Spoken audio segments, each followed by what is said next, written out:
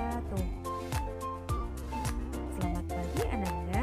Apa kabarnya hari ini? Semoga kita semua selalu sehat dan berada dalam lindungan Allah. Amin ya rabbal alamin. Baiklah Ananda, hari ini kita sudah masuk pada tema 7 peristiwa dalam kehidupan. Subtema 2, peristiwa kebangsaan seputar proklamasi kemerdekaan, dan kita telah sampai pada pembelajaran ketiga dan keempat. Apakah Ananda sudah siap untuk belajar hari ini? Oke, jika sudah siap, kita akan melanjutkan pembelajaran kita. Seluruh rakyat Indonesia menyambut proklamasi kemerdekaan. Peristiwa-peristiwa heroik pun terjadi di berbagai daerah. Pembacaan proklamasi memicu semangat pejuang-pejuang bangsa mengusir penjajah. Dalam peristiwa pembacaan teks proklamasi kemerdekaan Indonesia, ada dua tokoh penting yang mewakili seluruh rakyat. Kedua tokoh tersebut dikenal sebagai Bapak Proklamator, yaitu Insinyur Soekarno dan Dr. Andes Muhammad Hatta. Insinyur Soekarno. Insinyur Soekarno merupakan presiden pertama Republik Indonesia dan pahlawan proklamator. Insinyur Soekarno lahir di Surabaya pada tanggal 6 Juni tahun 1901. Insinyur Soekarno dikenal sebagai orang yang pandai berpidato dan menguasai beberapa bahasa asing sehingga dijuluki sebagai singa podium. Pada tanggal 17 Agustus tahun 1945, Insinyur Soekarno dan Muhammad Hatta beserta para tokoh lainnya proklamasikan kemerdekaan Indonesia. Selanjutnya yaitu Dr. Andes Muhammad Hatta. Dr. Andes Muhammad Hatta adalah wakil presiden Republik Indonesia yang pertama, yaitu pada tahun 1945 sampai tahun 1957. Dr. Andes Muhammad Hatta lahir di Bukit Tinggi, Sumatera Barat pada tanggal 12 Agustus tahun 1902. Dr. Andes Muhammad Hatta selain dikenal sebagai Bapak Proklamator Indonesia, juga dikenal sebagai Bapak Koperasi Indonesia. Selain berperan dalam proklamasi kemerdekaan Indonesia, beliau juga sangat berperan dalam upaya memperoleh pengakuan dari pemerintahan Belanda terhadap kedaulatan Republik Indonesia. Pada tanggal 17 Agustus tahun 1945, Insinyur Soekarno dan Dr. Andes Muhammad Hatta beserta para tokoh lainnya memproklamirkan kemerdekaan Indonesia. Insinyur Soekarno membacakan teks proklamasi dan Dr. Andes Muhammad Hatta sebagai pendampingnya. Bahkan dalam teks proklamasi tersebut tercantum nama dan tanda tangan mereka berdua atas nama bangsa Indonesia. Oleh karena itulah, Insinyur Soekarno dan Dr. Andes Muhammad Hatta diberi gelar sebagai pahlawan proklamator pada tahun 1986.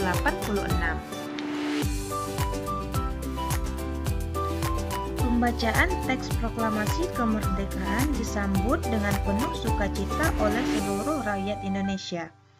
Peristiwa pembacaan teks proklamasi memberikan semangat untuk melakukan perlawanan mengusir penjajah dari berbagai daerah di Indonesia. Berikut ini beberapa tindakan heroik pendukung proklamasi di berbagai daerah. Yang pertama yaitu peristiwa heroik di Yogyakarta. Perebutan kekuasaan di Yogyakarta dimulai pada tanggal 26 September tahun 1945 sejak pukul 10 WIB. Para pegawai pemerintahan dan penguasa dan perusahaan yang dikuasai Jepang melakukan aksi mogok. Mereka menuntut agar Jepang menyerahkan semua kantor kepada pihak Indonesia. Yang kedua yaitu peristiwa heroik di Surabaya. Terjadi insiden bendera di Hotel Yamata, Tunjungan, Surabaya. Orang Belanda mengibarkan bendera merah putih biru di atap hotel. Rakyat kemudian menyerbu hotel, menurunkan dan merobek warna biru bendera itu untuk dikibarkan kembali. Insiden ini terjadi pada tanggal 19 September tahun 1945. Yang ketiga, peristiwa heroik di Semarang. Pada tanggal 15 Oktober tahun 1945, pasukan Jepang melakukan serangan ke kota Semarang dan dihadapi oleh TKR dan Laskar Pejuang lainnya. Pertempuran berlangsung selama 5 hari. Akibat pertempuran ini, ribuan pemuda gugur dan ratusan orang Jepang tewas. Untuk mengenang peristiwa itu, di Semarang didirikan Monumen Tugu Muda. Selanjutnya, peristiwa heroik di Kalimantan. Rakyat Kalimantan juga berusaha menegakkan kemerdekaan dengan cara mengibarkan bendera merah putih. Kemudian, lencana bendera merah putih dan mengadakan rapat-rapat. Namun, kegiatan ini dilarang oleh pasukan sekutu yang sudah ada di Kalimantan. Rakyat tidak menghiraukan larangan sekutu sehingga pada tanggal 14 November tahun 1945 di Balikpapan, di depan markas sekutu berkumpul lebih kurang 8.000 orang dengan membawa bendera merah putih. Selanjutnya yaitu peristiwa heroik di Palembang. Adanya upacara pengibaran bendera merah putih pada tanggal 8 Oktober tahun 1945 yang dipimpin oleh Dr. Aka Gani. Pada kesempatan itu diumumkan bahwa Sumatera Selatan berada di bawah kekuasaan Republik Indonesia. Upaya penegakan kedaulatan di Sumatera Selatan tidak memerlukan kekerasan karena Jepang berusaha menghindari pertempuran. Dan yang terakhir yaitu peristiwa heroik di Makassar dan Sumbawa. Di Makassar, Gubernur Sam Ratulangi menyusun pemerintahan pada tanggal 19 Agustus tahun 1945. Sementara itu, para pemuda bergerak untuk merebut gedung-gedung penting seperti stadion radio dan tangsi polisi. Sedangkan di Sumbawa, bentrokan fisik antara pemuda dan Jepang terjadi di Gerpe, Sape, dan Raba.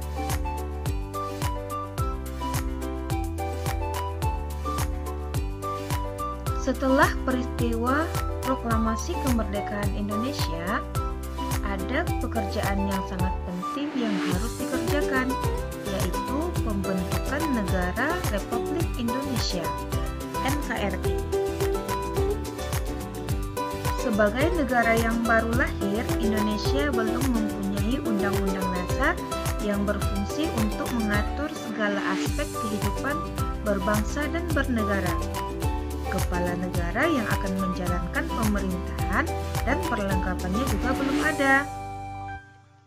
Para pemimpin bangsa segera memanfaatkan dengan sebaik-baiknya lembaga yang ada pada waktu itu, yaitu PPKI yang dibentuk pada tanggal 7 Agustus 1945 yang diketuai oleh Insinyur Soekarno dan Wakil Ketua Dr. Andes Muhammad Hatta.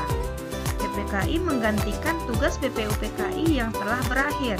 BPUPKI dibentuk pada tanggal 29 April 1945.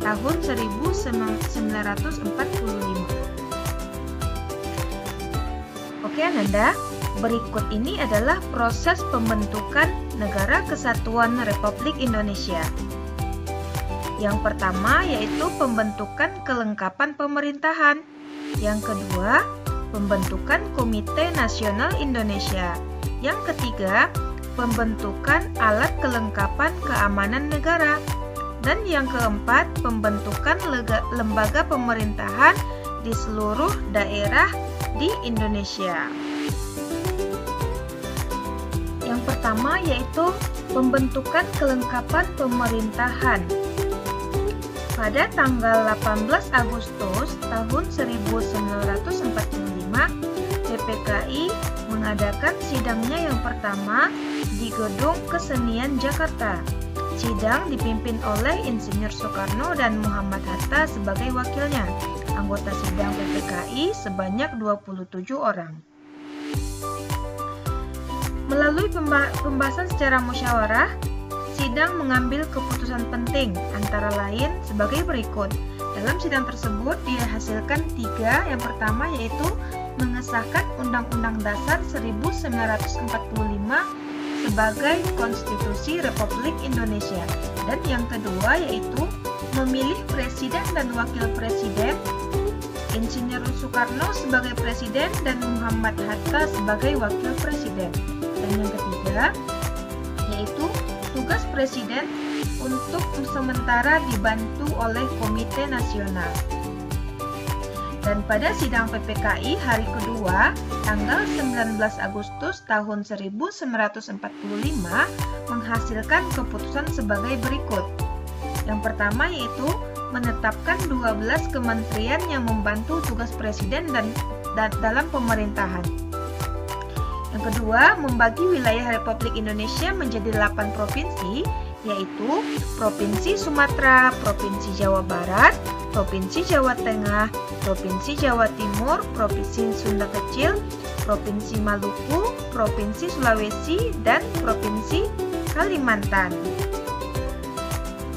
Dan yang kedua yaitu pembentukan Komite Nasional Indonesia. PPKI kembali mengadakan sidang pada tanggal 22 Agustus tahun 1945 yang memiliki agenda pokok tentang rencana pembentukan Komite Nasional dan Badan Keamanan Rakyat. Komite Nasional dibentuk di seluruh Indonesia dan berpusat di Jakarta dengan tujuannya sebagai penjelmaan tujuan dan cita-cita bangsa Indonesia untuk menyegerakan kemerdekaan Indonesia yang berdasarkan kedaulatan rakyat. Yang ketiga, pembentukan lembaga pemerintahan di seluruh daerah di Indonesia. Sesuai keputusan PPKI tanggal 18 Agustus tahun 1945 bahwa tugas Presiden dibantu oleh Komite Nasional. Di daerah-daerah, tugas gubernur juga dibantu Komite Nasional Daerah. Pembentukan Komite Nasional Daerah ada tiap-tiap provinsi merupakan lembaga yang akan berfungsi sebagai Dewan Perwakilan Rakyat Daerah sebelum diadakannya pemilihan umum. Dan yang terakhir yaitu pembentukan alat kelengkapan dan keamanan negara. Dalam rapat pleno PPKI pada tanggal 22 Agustus tahun 1945 diputuskan pembentukan Badan Keamanan Rakyat atau BKR. BKR ditetapkan sebagai bagian dari penolong keluarga korban perang yang merupakan induk organisasi dengan tujuan untuk memelihara keselamatan rakyat serta merawat para korban perang. Bangsa Indonesia dibangun atas keragaman perbedaan ras, suku, golongan, budaya, dan agama yang hidup beriringan menjadikan Indonesia bangsa yang besar. Sebagai bangsa yang terdiri atas keragaman suku bangsa, kita harus bangga karena suku yang ada mempunyai budaya yang beragam-ragam. Keragaman tersebut terlihat jelas dalam unsur-unsurnya. Berikut adalah unsur-unsur dari budaya Indonesia. Yang pertama, religi atau kepercayaan. Yang kedua, mata pencaharian. Yang ketiga, teknologi dan peralatan. Yang keempat, kesenian. Yang kelima, pengetahuan. Dan yang terakhir adalah bangsa daerah. Unsur budaya yang pertama adalah religi atau kepercayaan. Di Indonesia diakui adanya 6 agama resmi, yaitu Hindu, Buddha, Islam, Katolik, Kristen, dan Konghucu. semua dapat mengembangkan sikap toleransi dan kerukunan. Walaupun di Indonesia terdapat banyak agama, namun harus saling menghargai dan harus saling menghormati antara berbeda agama. Yang kedua yaitu mata pencaharian. Keragaman alam di Indonesia menyebabkan mata pencaharian masyarakat juga beragam. Sebagian penduduk Indonesia menjadi petani karena memang tanahnya subur. Sementara itu, orang-orang yang tinggal di tepi sungai atau pantai mengandalkan perikanan sebagai mata pencaharian. Yang ketiga, teknologi dan peralatan. Teknologi berhubungan dengan kepandaian dan keterampilan orang dalam membuat atau melakukan sesuatu untuk memenuhi kebutuhan hidup yang berkembang sesuai dengan perkembangan zaman. Pada zaman dahulu, masyarakat menggunakan teknologi sederhana, dan pada zaman sekarang masyarakat bisa menggunakan teknologi yang canggih buatan manusia. Selanjutnya yaitu kesenian. Kesenian ini dapat dibedakan menjadi dua. Yang pertama yaitu kesenian yang dapat dinikmati oleh mata, misalnya seni patung, seni ukir, lukis, tari, dan olahraga. Ini adalah bentuk seni yang bisa kita tonton atau yang bisa kita lihat secara langsung. Sedangkan yang kedua, kesenian yang dapat dinikmati oleh telinga, misalnya seni musik dan seni sastra. Selanjutnya yaitu pengetahuan. Berbagai suku bangsa di Indonesia telah memiliki pengetahuan yang tinggi. Pengetahuan tersebut juga telah diterapkan untuk mengatasi kesulitan-kesulitan hidup. Misalnya, pengetahuan terhadap tanaman dan ramuan obat tradisional. Kemudian, orang Dayak yang memiliki pengetahuan menentukan arah sehingga tidak tersesat ketika berada di hutan belantara. Selanjutnya yaitu sistem kemasyarakatan. Sistem kemasyarakatan adalah pola hidup yang menjadi kebiasaan dan dianut serta telah menjadi kebiasaan suatu masyarakat. Misalnya, sistem perkawinan, sistem kekerabatan, dan sistem perilaku dalam masyarakat. Contohnya adalah sistem marga pada suku Batak. Selanjutnya yang terakhir yaitu bahasa. Setiap suku bangsa mempunyai adat berkomunikasi tersendiri yang terkadang hanya dimengerti dan dipakai oleh suku itu sendiri. Itulah yang dinamakan dialek. Namun, kita sebagai bangsa Indonesia bisa saling berkomunikasi dengan suku lain, yaitu dengan menggunakan bahasa nasional kita, yaitu Bahasa Persatuan Bahasa Indonesia. Selanjutnya, indahnya hidup berbineka. Bineka Tunggal Ika, kalimat tersebut diambil dari kitab Sutasoma Empu Tantular yang memiliki arti berbeda-beda tetapi tetap satu, yang kemudian diberi makna luas yaitu meskipun berbeda-beda namun tetap satu jua. Semboyan itulah yang kemudian mengikat keberagaman bangsa menjadi satu kesatuan. Jadi walaupun di Indonesia ini terdapat berbagai suku-suku bangsa, terdapat bermacam-macam bahasa, suku, adat istiadat, tetapi Indonesia tetap satu, yaitu Bhinneka Tunggal Ika, dengan tujuan yang sama, yaitu untuk memajukan Indonesia.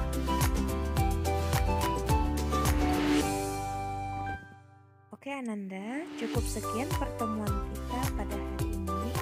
Lebih dan kurang Ustazah